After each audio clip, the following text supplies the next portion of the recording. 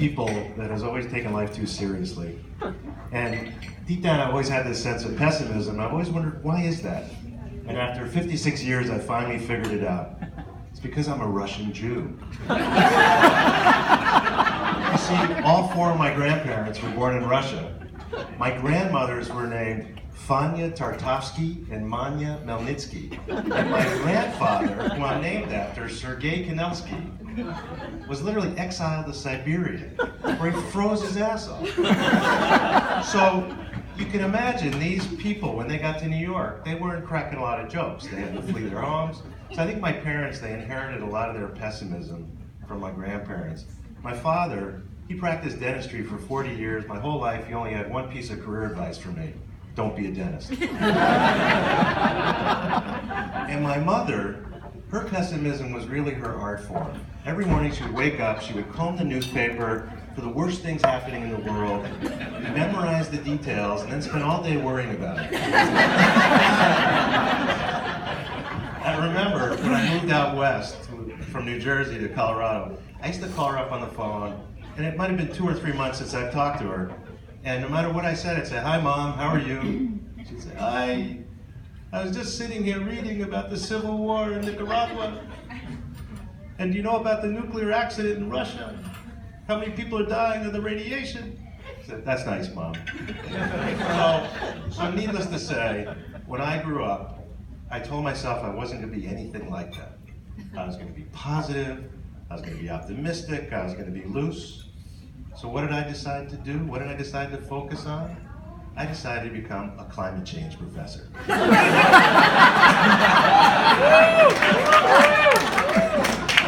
I just thought I'd take the pessimism up a whole new level. You know, stay in the family business, so to speak. So my mom, she passed away a few years ago. I can't talk to her anymore. But I like to imagine she really would have been proud of me. She would have really loved talking to me about climate change. I like to picture what our conversations would have been like now if I could call her up. I'd say, "Hi, Mom, how are you?" She'd say, "Hi, I was just reading about all the ice melting in Greenland. Do you know how many polar bears are dying? And the penguins." So I was thinking that maybe I could call my mother-in-law up. The only problem is, she's a right-wing Republican Irish Catholic, hates her Jewish son-in-law, and thinks climate change is a hoax. Just a tad too much Fox News over the last 20 years. But amazingly, so I married her daughter 30 years ago. At the end, Allie, love of my life, we were married by a priest and a rabbi in Hasbrook Heights, New Jersey. On one side, we had all the Irish Catholics, on the other side, the Jews. And in the bar after the ceremony, there was a lot of heavy drinking by the Irish Catholics and a lot of heavy complaining by the Jews. But amazingly, so my mother-in-law coincidentally has been depressed and mildly psychotic for 30 years. But amazingly, the Jewish son-in-law, liberal, Democrat, climate change, Bernie Sanders loving son-in-law gets recognized by the Catholic Church last summer, all the way to the Pope.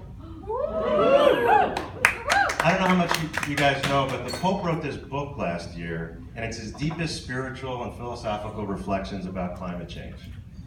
And an amazing coincidence, I published a book at the same time.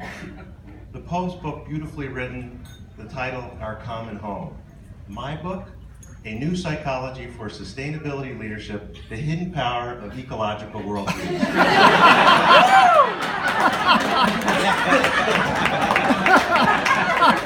I know, what the fuck?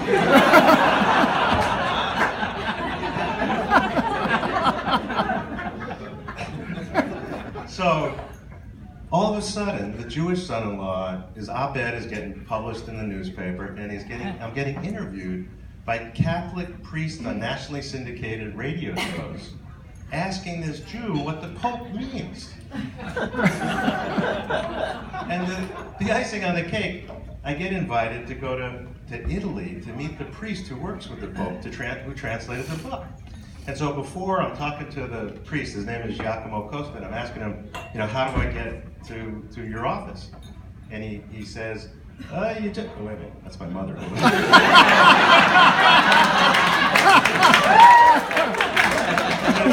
You just go to the main plaza, you go up to the big church, the Duomo, and you go up to the big doors and you knock on there and you ask for me. And so my wife and I, we fly over there and we got this ornate boulevard and we cross this big plaza with marble statues and thousands of people out there, and we go up to this enormous church and we knock on the door, and I feel like I'm in the Wizard of Oz. Only instead of beautiful young Dorothy from Kansas talking to the wizard about Toto, I'm a middle-aged Jew from Oregon talking to a priest about climate change. And instead of, being scared by the Wicked Witch of the West, I'm still scared by my mother-in-law from New Jersey. Unfortunately, the house didn't drop on her.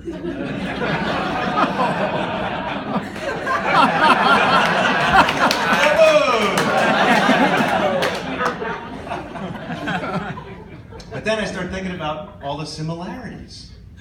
The Wizard of Oz was written by this Jew named Frank Baum. And wait a minute, the Tin Man, he did run out of oil. And Dorothy, she did ride in on a tornado.